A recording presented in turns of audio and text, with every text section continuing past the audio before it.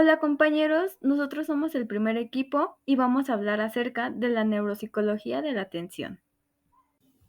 Nuestro equipo está conformado por nuestras compañeras Jacqueline, Melanie Montserrat, Evelyn Aide, Estrella Desiree, Olga y su servidora Belén Saray. Daremos una breve revisión histórica sobre el estudio de la atención. Desde el inicio de este estudio en el campo de la psicología experimental por parte de William James en 1890, se han descrito multitud de modelos teóricos y reformulaciones basados tanto en datos clínicos como experimentales y de neuroimagen. Esto ha provocado solapamientos en cuanto a los distintos tipos de atención postulados por diferentes autores, así como falta de acuerdo en cuanto a qué hacen referencia cada uno de los tipos atencionales propuestos.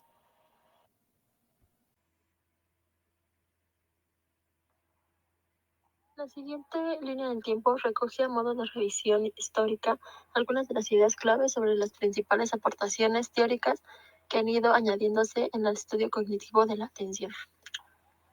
Es de manera muy general, durante el video se irán desarrollando cada uno de los temas. En 1890, William James hace la distinción entre atención sensorial y atención voluntaria. En 1953, Cherry, paradigma de escucha dicótica y sombreado, pone de manifiesto la relevancia de los atributos del estímulo en el procesamiento atencional. En 1958, Broadbent, modelo de filtro. En 1960, Treisman propone un modelo de filtro jerárquico en dos fases: filtro inicial, filtro posterior. En 1963, Deutsch, filtro de selección tardío en función de la importancia relativa del mensaje, la situación y otros factores como la motivación y la emoción. En 1964, Neisser trata de explicar los mecanismos que determinan qué información será seleccionada.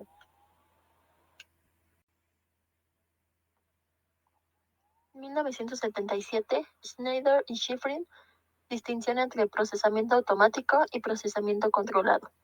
En 1987, Scholber y Mather, modelo clínico.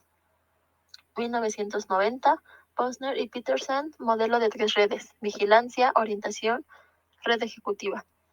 2001, Nobre recopila los resultados de neuroimagen en tareas de orientación tipo Posner. En 2002, Corbetta y Schulman, a partir de datos de la neurofisiología animal y neuroimagen funcional en humanos, proponen un modelo de control atencional con dos redes parcialmente independientes, la dorsal y la ventral. En 2004, Ríos, Periáñez y Muñoz Céspedes proponen cuatro componentes: control de la interferencia, flexibilidad cognitiva, memoria operativa, agrupados por control atencional y velocidad de procesamiento. Bueno, el modelo de tres componentes atencionales es un modelo de Posner y de Petersen de 1990. Este nos habla de la existencia de tres redes atencionales que son anatómica y funcionalmente distintas. La primera red es la red de alerta y la segunda es la red ejecutiva. Estas están distribuidas por el córtex cerebral anterior y la tercera red es la red de orientación, que está situada principalmente por regiones posteriores al córtex. Estas tienen como fin ampliar y complementar el conocimiento sobre el funcionamiento de los mecanismos atencionales. Este modelo fue el más aceptado después de 40 años de investigación. La red de alerta es el incremento y mantenimiento del estado de vigilancia y preparación para dar respuesta ante un posible estímulo. A diferencia de la atención sostenida y vigilancia, se trata de una capacidad inespecífica, no dirigida a ningún estímulo en particular. Puede verse incrementada mediante mecanismos de control ejecutivo. La capacidad para mantener el nivel de arousal. Se trata de un sistema más complejo en el que interviene una red córtico-subcortical lateralizada en el hemisferio derecho. En este esquema podemos ver los principales componentes de la red de alerta. Se describen también los principales vías de neurotransmisión que sustentan e interrelacionan las redes. Cuando el estado de arousal aumenta, se observa una desincronización en el registro de la actividad en el electroencefalograma. El área y la práctica neuropsicológica y clínica se utilizan diferentes instrumentos que nos ayudan a medir diferentes tareas y escalas conductuales. Por lo regular se utilizan después de que ha ocurrido un daño cerebral. Los más usados son los que se enlistan en la diapositiva Y las tareas que se utilizan son las tareas de vigilancia y las tareas de atención sostenida. Ambas nos ayudan a detectar estímulos con baja tasa de aparición en tareas que son por lo regular monótonas. Nos ayudan a evaluar la velocidad de respuesta a ciertas señales ya sea visuales o auditivas. Bien, ahora vamos a hablar un poco acerca de la red de orientación. Básicamente, la red de orientación es aquella que nos ayuda a la selección de información, la que nos permite enfocarnos en algo y inhibir o evadir aquellos estímulos que nos pueden llegar a distraer. Corbett y Schulman manejan en su modelo de control mecanismos de atención. La atención endógena, que estaría localizada principalmente en una red frontoparental dorsal, en áreas que se encargan de la selección de la información sensorial y las respuestas, mientras que la atención exógena se encuentra ligada al hemisferio derecho en áreas del córtex temporoparietal y frontal ventral, encargadas de la percepción de estímulos relevantes y sorprendentes. Cabe mencionar que cualquier lesión en el hemisferio derecho tiene gran influencia y puede llegar a generar una negligencia, repercutiendo esto en la atención selectiva y la atención espaciovisual. En esta diapositiva podemos observar de manera más detallada a qué se refiere la atención endógena y la exógena. Me gustaría hacer mención primero de que la endógena es dirigida por representaciones mentales, conocimientos, expectativas u objetivos, mientras que la exógena es dirigida por la estimulación sensorial recibida desde el exterior, lo que procede de un estímulo que sus características por lo regular suelen ser novedosas o relevantes para nosotros. La atención endógena por lo regular es dirigida por el agente o por la cognición, mientras que la exógena es dirigida por un estímulo. La atención endógena es un mecanismo descendente del top-down.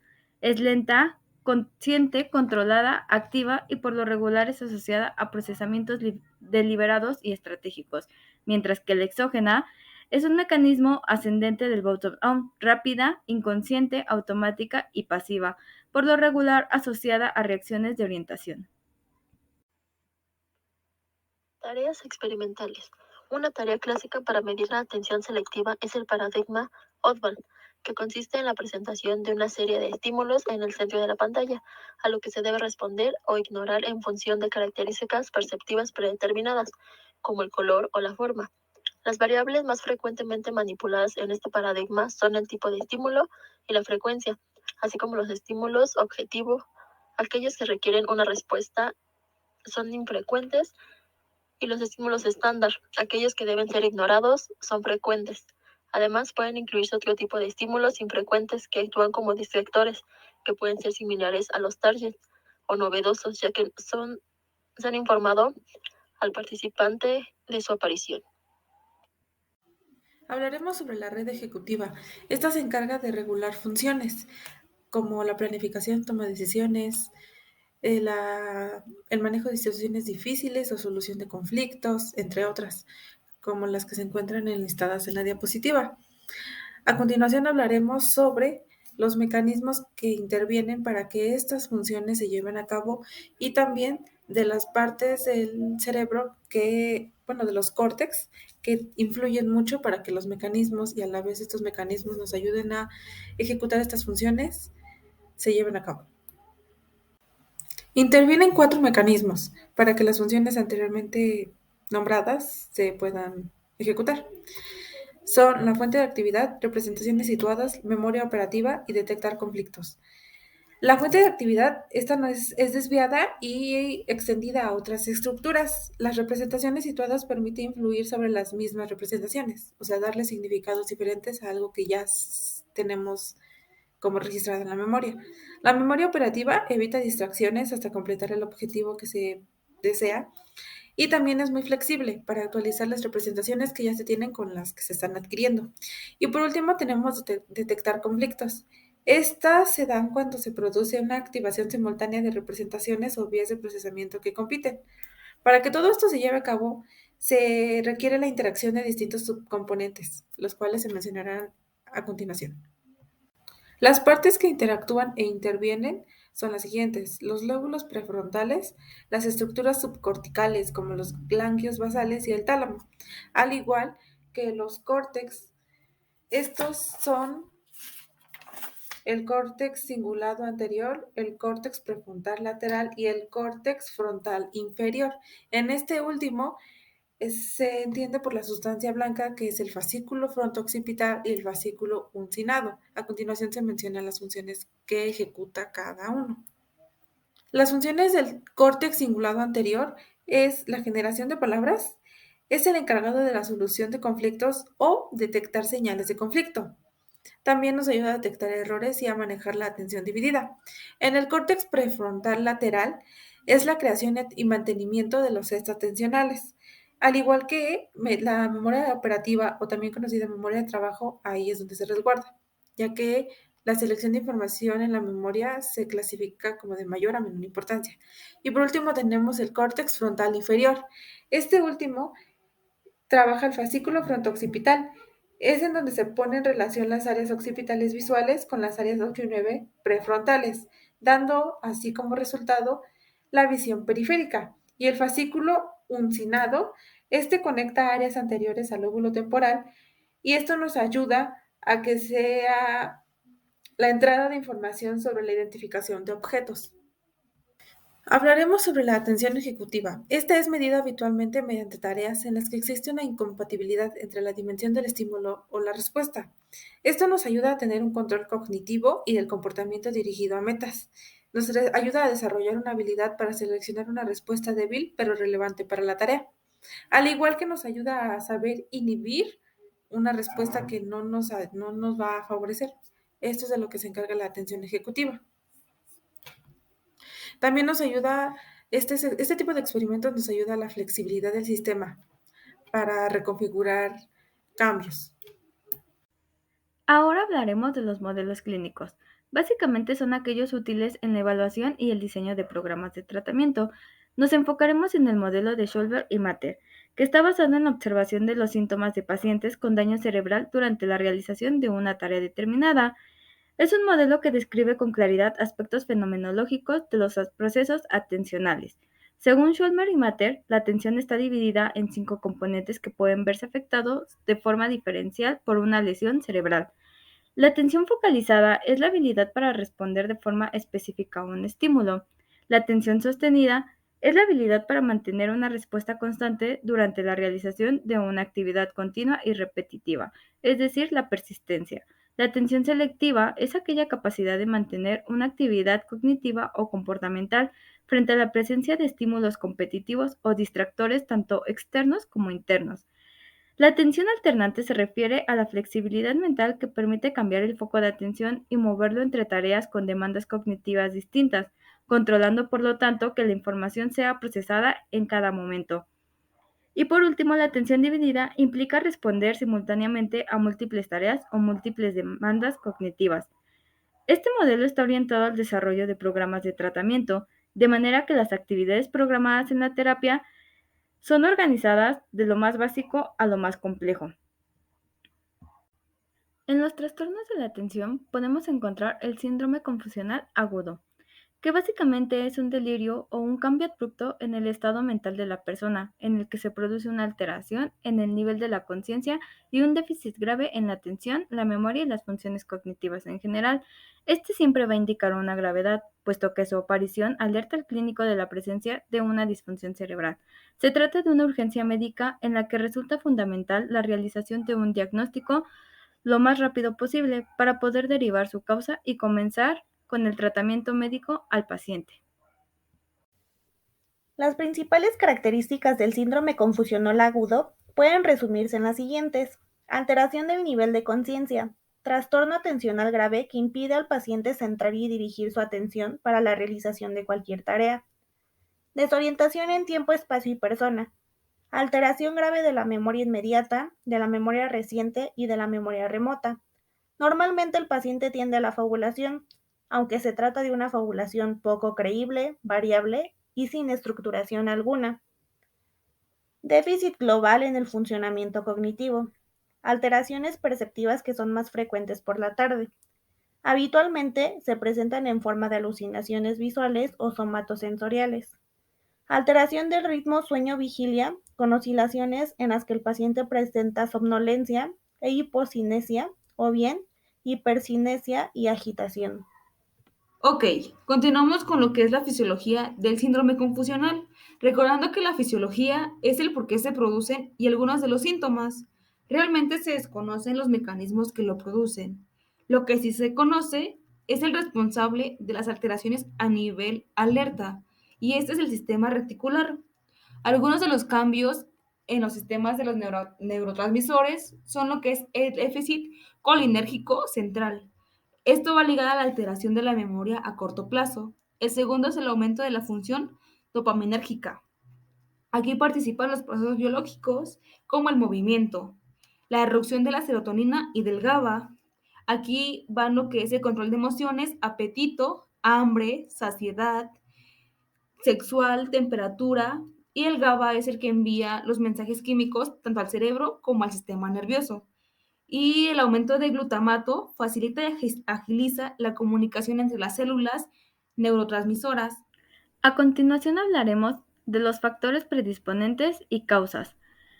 Hay factores que actúan como predisponentes para padecerlo, como puede ser la edad avanzada, haber tenido una lesión o una enfermedad cerebral previa, o antecedentes de abuso crónico de alcohol o drogas. Los factores psicosociales también interactúan, como la depresión, el estrés o incluso la falta de apoyo familiar.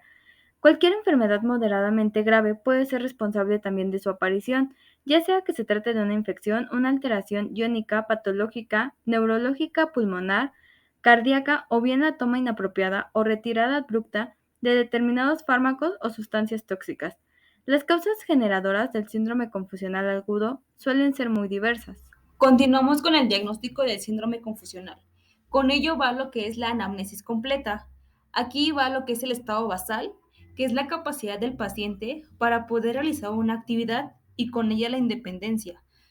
La capacidad cognitiva, el cómo se inicia el cuadro de este síndrome, ya sea aguda o progresiva, antecedentes médicos o antecedentes farmacológicos.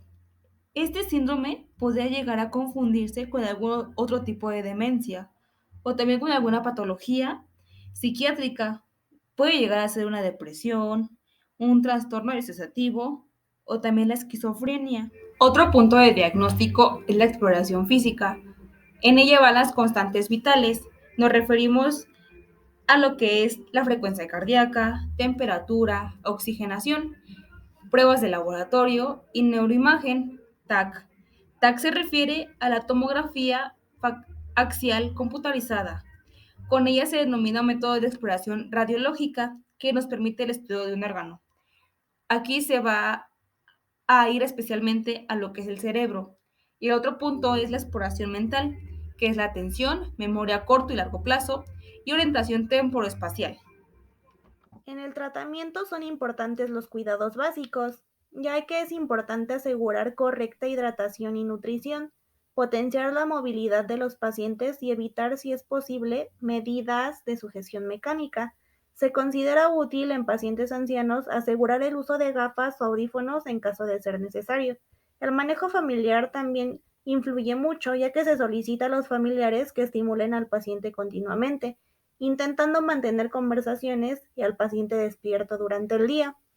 Y la medicación es opcional, ya que el uso de antipsicóticos aumenta la mortalidad en los pacientes con síndrome confusional agudo, por lo que su uso debe ser limitado. Las secuelas cognitivas que deja el trastorno confusional por lo regular se notan más en adultos mayores. Esto porque permanecen mucho tiempo en la unidad de cuidados intensivos y esto les provoca un cambio estructural como una reducción del tamaño ventricular, el aumento de la atrofia cortical o lesiones en la sustancia blanca cerebral.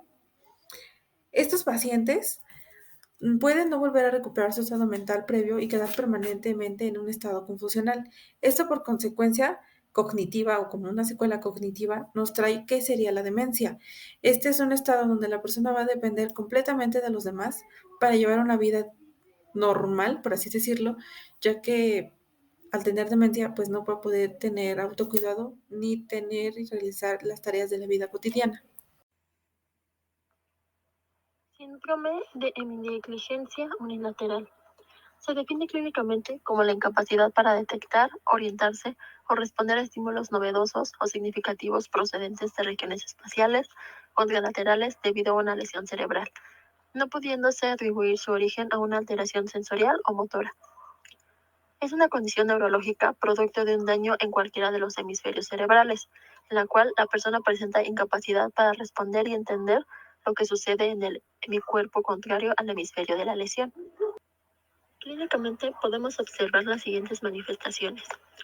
Heminatención. El paciente no responde a estímulos que son presentados en el lado contralateral a la lesión.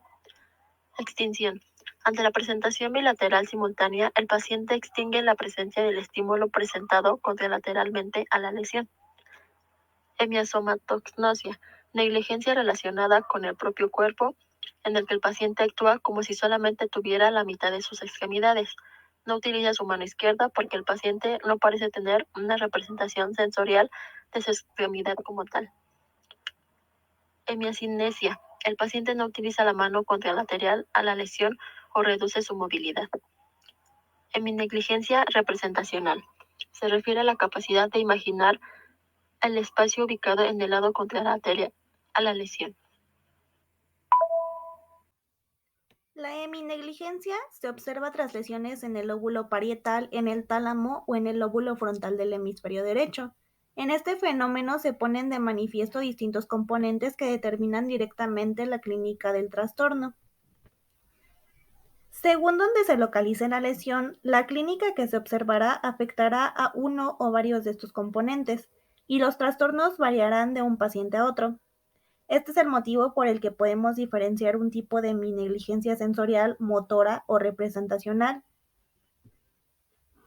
El origen de la heminegligencia se encuentra en una alteración que se localiza en el tronco encefálico y que origina un desequilibrio en los mecanismos de control de la atención. Seguimos con el déficit de atención con hiperactividad. Aunque este déficit no es una alteración atencional, sino que se produce directamente por una lesión cerebral. Este trastorno es mucho más común en niños y adolescentes, siendo así más frecuente en varones. Por cada 4 niños existe una niña con este trastorno.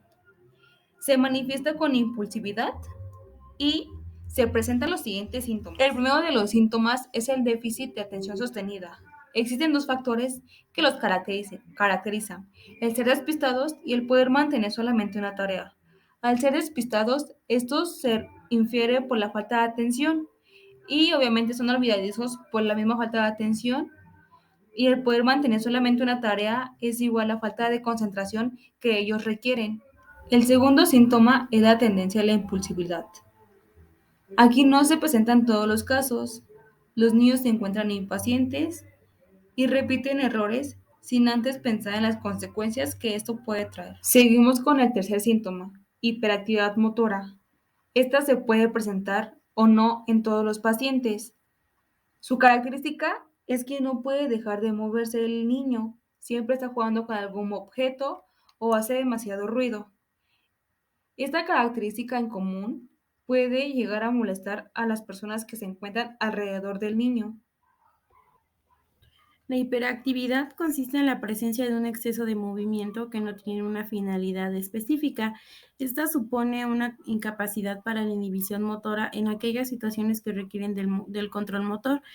La hiperactividad, al menos para un buen número de niños que la presentan, supone un problema en sí misma cuando se presenta de forma permanente y se manifiesta en entornos en donde se valora la capacidad de autocontrol, como sucede en las clases, que esto se refiere a cuando están en la escuela. Aunque no todos, algunos niños suelen tener dificultades en la sincronización de movimientos y en la motricidad fina. Nick en 2006 relaciona la falta de control motora con un retraso en la maduración de las áreas premotora y motora frontales. Entiende que este problema se presenta independientemente de los déficits cognitivos o motivacionales. La impulsividad es una alteración en la capacidad de inhibir las respuestas más emocionales o más automáticas de la persona y de dirigirlas en función del contexto externo en el que se encuentra ubicado. Se dice que alguien se comporta de manera impulsiva cuando responde o actúa sin reflexión ni prudencia, dejándose llevar por la impresión del momento. Los impulsos pueden ser entendidos como una serie de deseos o necesidades que motivan al individuo a actuar de cierta manera. En psicología se entiende que los impulsos son una fuerza básica que impulsa el comportamiento humano y son una parte importante de la motivación. Podemos observar una forma de impulsividad cognitiva cuando el sujeto no es capaz de inhibir respuestas verbales que son automáticas, como por ejemplo la tendencia a interpretar una pregunta de un examen en lugar de leerla detenidamente. Se trata de errores secundarios al no detenerse, no mirar o no escuchar. Otro tipo de impulsividad es el de tipo conductual y se relaciona con la necesidad de obtener una gratificación inmediata. Esta segunda forma de impulsividad es la que suele generar más problemas en estos niños que, sin un entorno favorable, tienden a un comportamiento antisocial.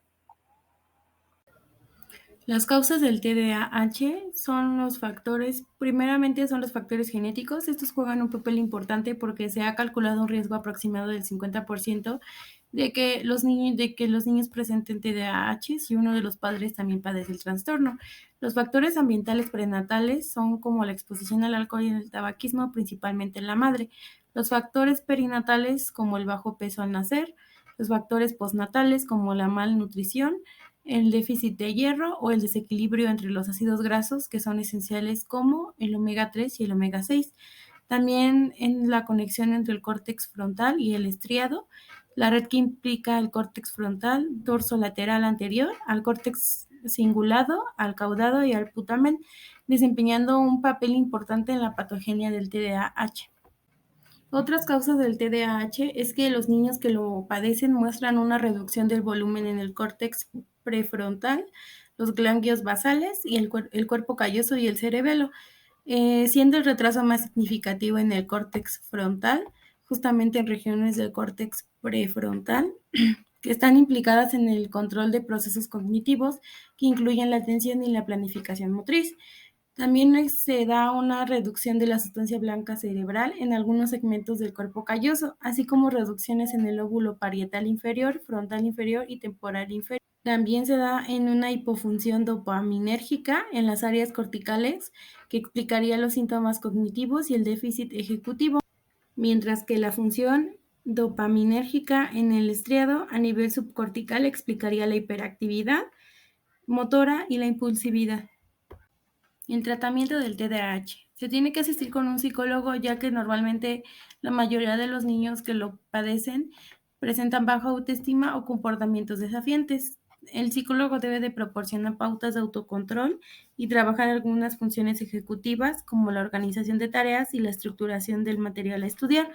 Con el psicopedagogo, este tiene un papel importante porque enseña a los maestros cuáles son las limitaciones y dificultades de los niños, y este proporciona una adaptación curricular cuando es necesario. También los programas psicoeducativos son importantes para los padres porque son fundamentales para el éxito del funcionamiento del niño. En los fármacos está el metilfenidato, que es un inhibidor presináptico del transportador de dopamina, que este es el más eficaz. Otro fármaco es la otomexina, que actúa como un inhibidor presináptico del transportador de noradrenalina, con la que aumenta tanto los niveles de dopamina como de noradrenalina en el córtex prefrontal. Por último, les dejamos este pequeño esquema que nos permite observar de manera más detallada en dónde se encuentra cada una de las redes atencionales que vimos anteriormente, es decir, la red de alerta, red de orientación y la red ejecutiva. Por nuestra parte sería todo y agradecemos su atención.